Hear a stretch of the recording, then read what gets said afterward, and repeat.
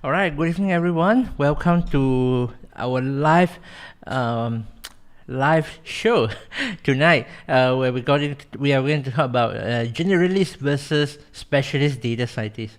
Sorry for a bit of a delay. Just let me check the settings.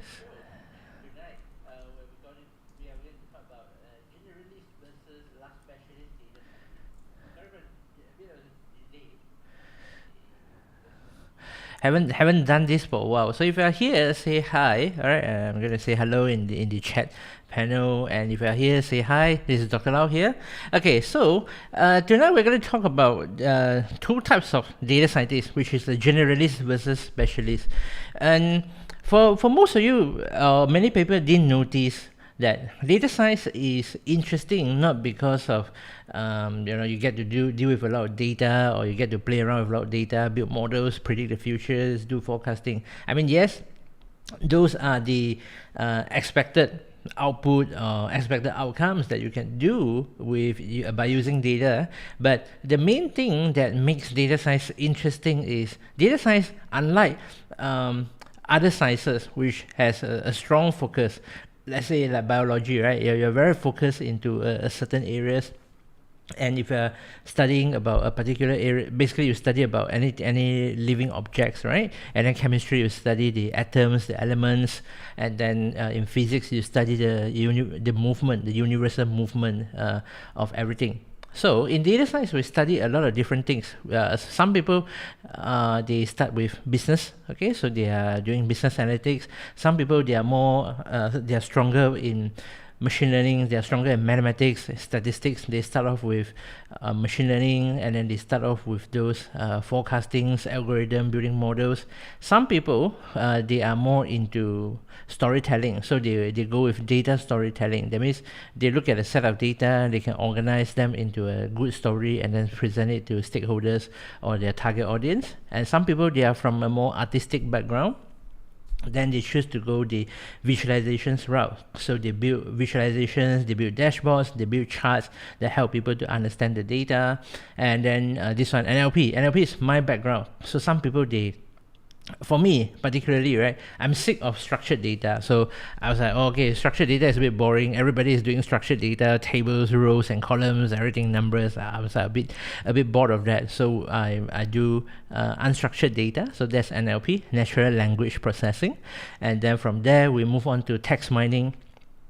So people who do text mining, they are into extracting topics, extracting keywords, extracting the semantics of text collection, or what we call corpus.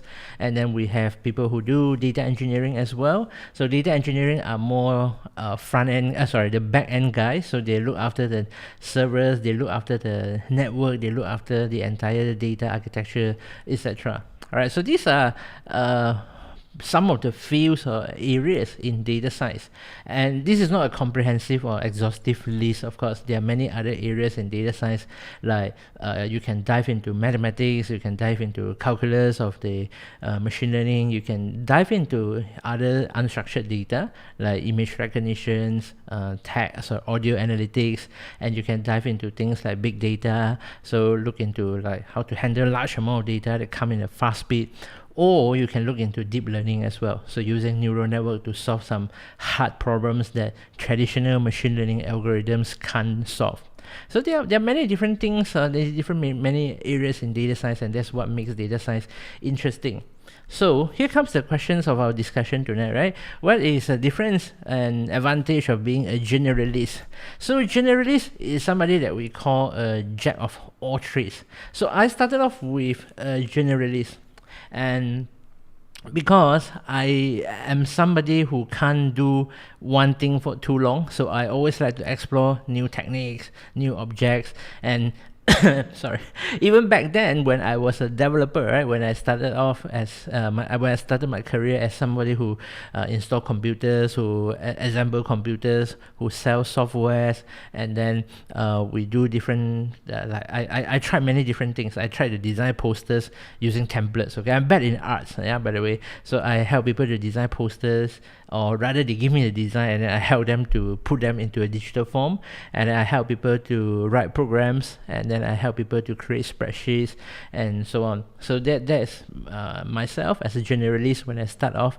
And then when I move on to IT world, right, I do a lot of different things as well. I do databases, I do programming, mobile apps development, web development, and so on. Okay, today is not so much about me, but it's about, I'm telling you that, you know, the characteristic of a generalist. So this is a person who does a bit of everything, and this is a visual depict of that particular person. So let's say if you are somebody who learned data science, right, he would have know everything, a bit of business analyst, a bit of machine learning, and of course the level of understanding is a bit different. Yeah, so he could be somebody who is good in business analytics, data storytelling, and visualization. So this is one of the key characteristics, but that does not mean that he doesn't know others.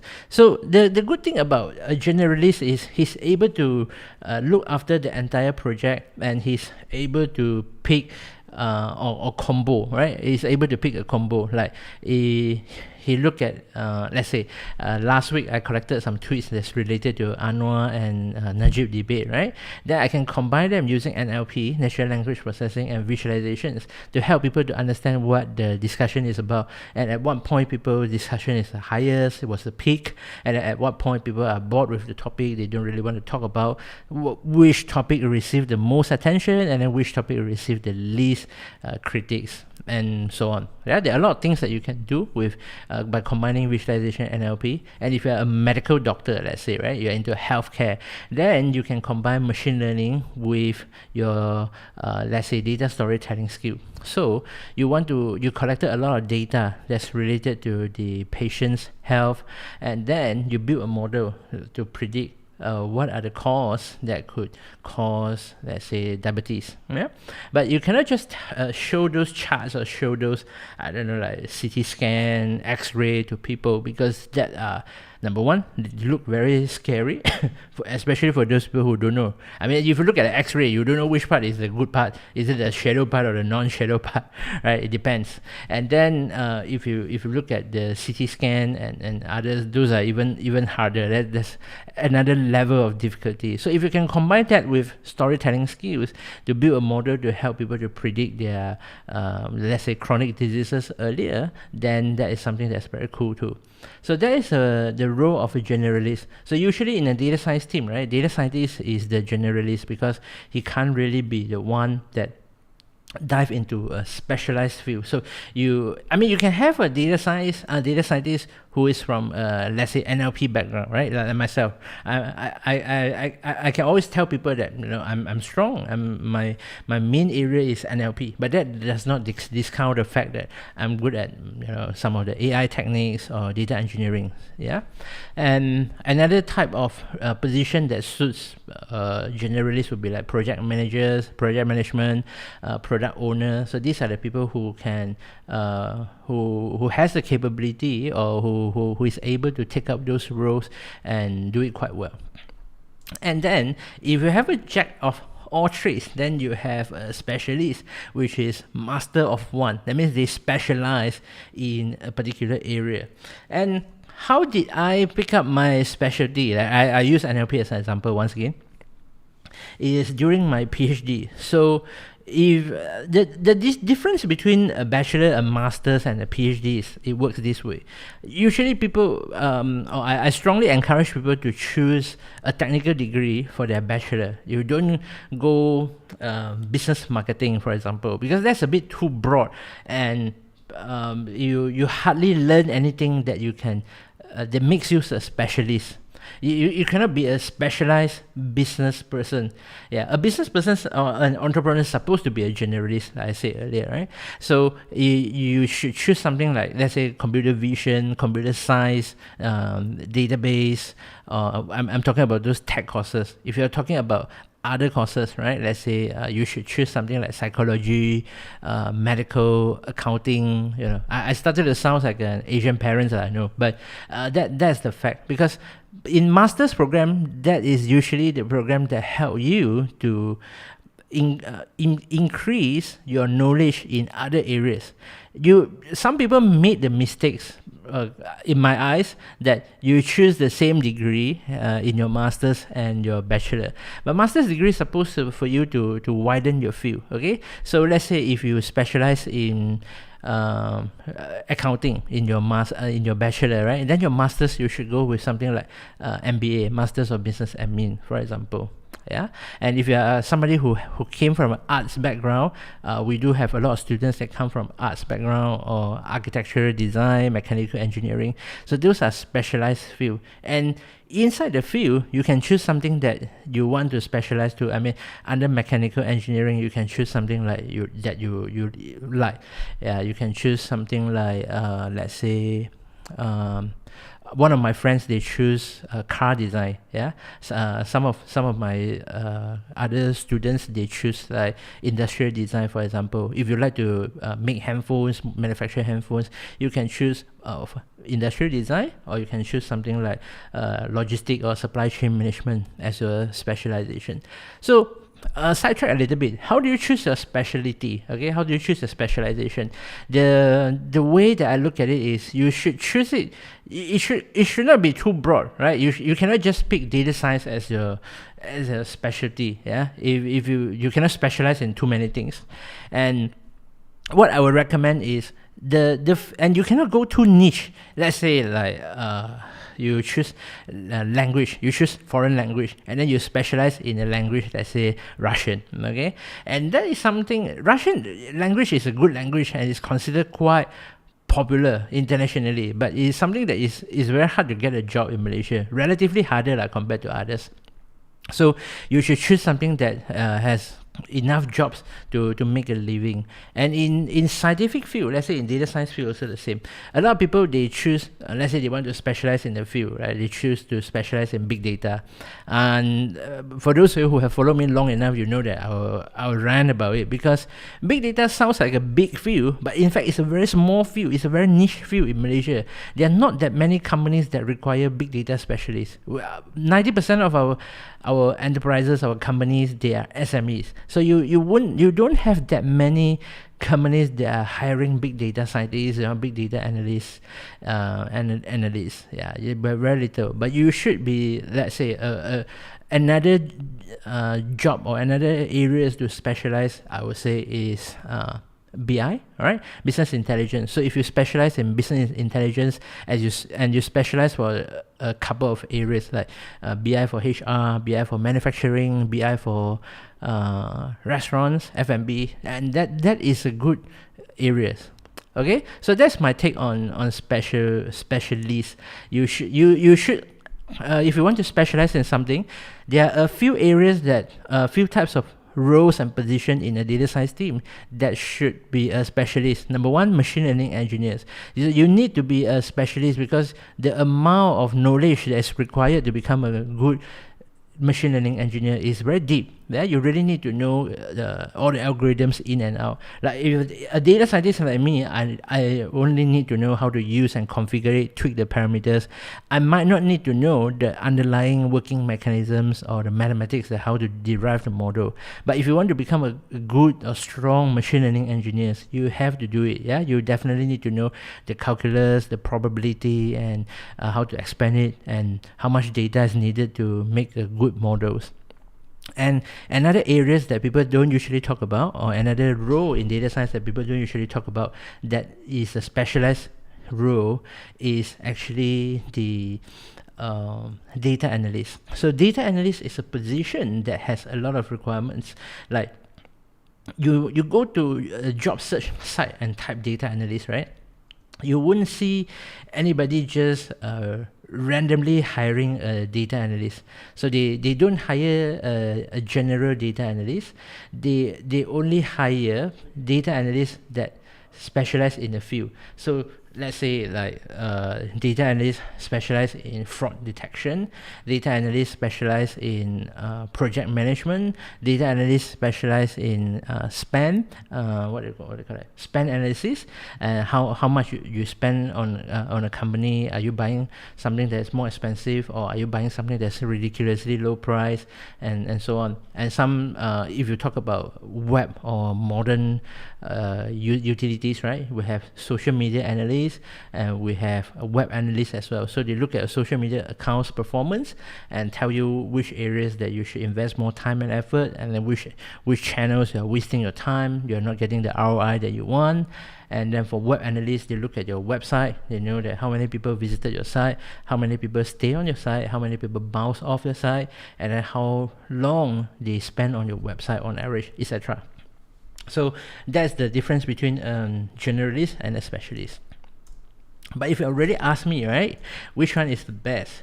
So I think the best is for you to become a person whom I call a jack of all trades, master of some.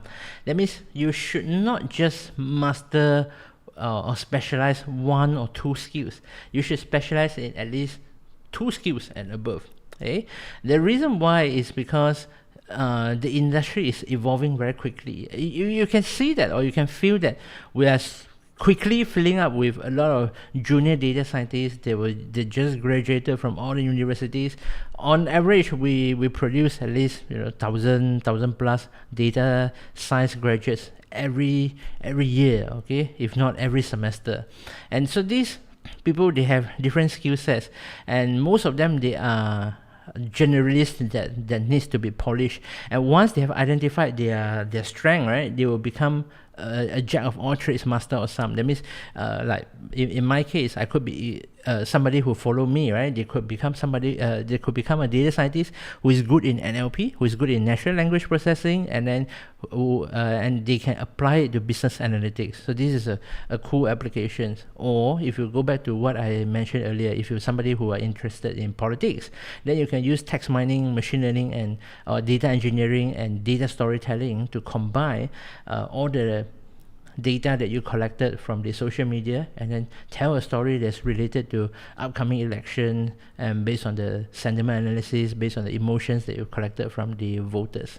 And I plot this on a chart, right, based on the roles of the positions in the data science team. So if you take a look here, machine learning engineers are somebody who are highly specialized but less generalized. Okay, so if you want to become a machine learning engineer, you need to have high specialized skills, but not so much of generic knowledge. Yeah, the knowledge requirements of the generalism is relatively lower. But if you want to become a data scientist, that is on the opposite. That means you need to have good generalized skills that it can be applied across different areas.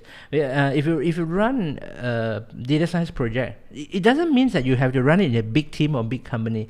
Even if it's just a small company, right, you have a good mix of structured and unstructured data. That means you have a customer data, you have a customer transaction records, and then you have their emails, you have what time they open your emails from MailChimp, and then you have your web analytics data. Let's consider a lot of different data already, right? And each of them is different data types, and they give you different insights of their behavior. And therefore, if you're a data scientist, then you should be somebody who is more generalized and then less specialized. And there are positions that you are neither specialist or only needs to be slightly specialized, right? This is like a business analyst. Don't just look down on this position just because I put it at low dimensions or low quadrant for both. It's just that business analyst is by nature is you don't have to be very specialized. You don't need to have specialized skills, right? But you need to know the business very well. So you need to have a very good business sense. Yeah, that's something that's not related to the skills. And then you don't have to be too generalized as well. That means you don't have to understand all the different fields, because you are not the one who goes down to the data science team and say, okay, you are going to do this, you are going to use this technique, you're going to build an app, and then you're going to do the database transfer and so on, right? That's a data scientist job. So a business analyst usually is at the lower quadrant, and that's why you see that we have a lot of business analysts out there. So it's hard to identify which one is a good one and which ones are the not so good ones. And somebody who are quite generalized but less specialized is a product manager. So this person needs to be generalized enough to know a bit of psychology, to know a bit of user testing, A/B testing, to know how to collect data, to know how to analyze people behaviors, but they are not that specialized in terms of technical skills. Yeah, they need to be specialized in some other things, but not necessarily very skillful in technical. And the same goes to data analysts, right? You need specialized skill sets, but you don't have to be very like you don't need to know the entire team performance very well. And this is backed by scientific research and also backed by experience shared by other experts in other fields. So this is one of my favorite authors, Rory Sutherland. He's a vice president from Ogilvy. He said, be good at two things. So what happened is that we are moving at a faster pace in a sense that whatever you learn in uni, right? Let's say you are 35 years old today, and then you graduated 10 years ago, and the knowledge that you have learned in uni was like 10 years old already. So you can't guarantee that whatever you learn is still going to be relevant in the next 10 years or so. And so you need to be good at two things to have a backup, and also you need to be good at two things so that you can combine them and come up with different innovations and different ideas. And another author, I think he will call himself author, that I like a lot too as well, is Scott Adams. So if you don't know him, he's the creator of Dilbert, a very sarcastic comic.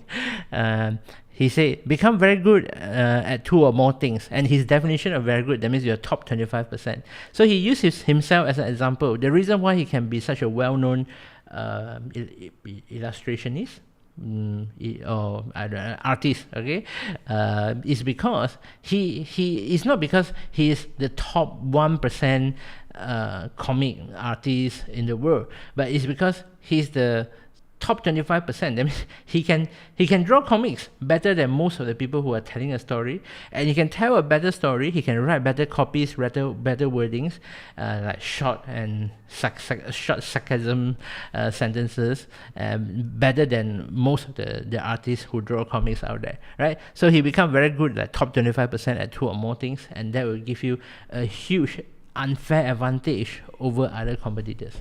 And this does not only apply to those of you who are looking for a job. Even if you are looking to become an entrepreneur, you're running your own business, freelancing, this applies as well.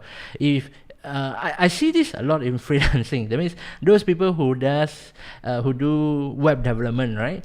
And usually people will ask them to do design, but if you are like me, you can't do design, then you'll be at a disadvantage. I have to get design from some other people.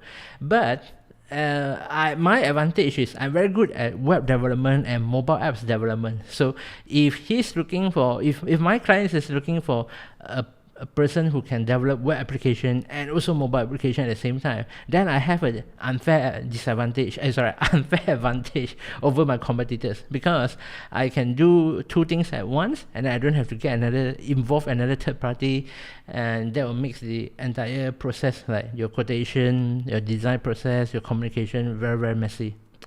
And every new element or every new component you introduce to a system will increase the complexity anyway. And of course, right, data scientists here, so you love to hear me, or you love to watch me talking about numbers. So if you look at it, right, the researchers compared MBA with similar backgrounds. They found that graduates who specialize in investment banking received signing bonus 36% smaller than those of graduates who had not. So meaning, in investment bank, right, the specialists made a lot less than generalists. Yeah. Okay. And this is from HBR, I believe, yeah, Harvard Business Review. Generalists gets better job offers than specialists. Yeah, because you know something else more than the specialist. Of course, maybe in that particular area, you do not beat the specialist. Like, let's say in data science, you might not be the best a visual person out there, but because you can do machine learning and then you can generate charts automatically and send it to the boss inbox every Monday morning, and you are a much stronger candidate compared to somebody who are there drawing charts manually, I don't know, using Microsoft Excel or Power BI, and then send the link to the boss when the boss asks for it. Okay, so here comes to the end of my sharing session tonight. We talk about specialist versus generalist data scientist, and there's no good and bad. I mean, if you look at money side, of course generalist makes more money, right? And that's why data scientists make more than other positions. All right, because they can handle the technical side, they can manage the team, and they can deal with the clients. Compared to other positions like data engineer, you should never ask your data engineer to deal with a client. Yeah. Okay, so let's do some Q&A and see if there's any questions that I need to answer.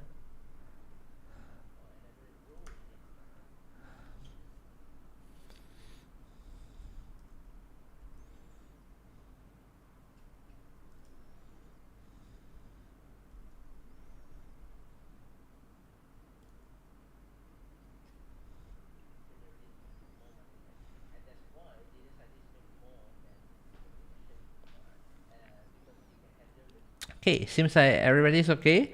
All right, thanks for joining us, and then I'll see you in the next live session. Bye for now.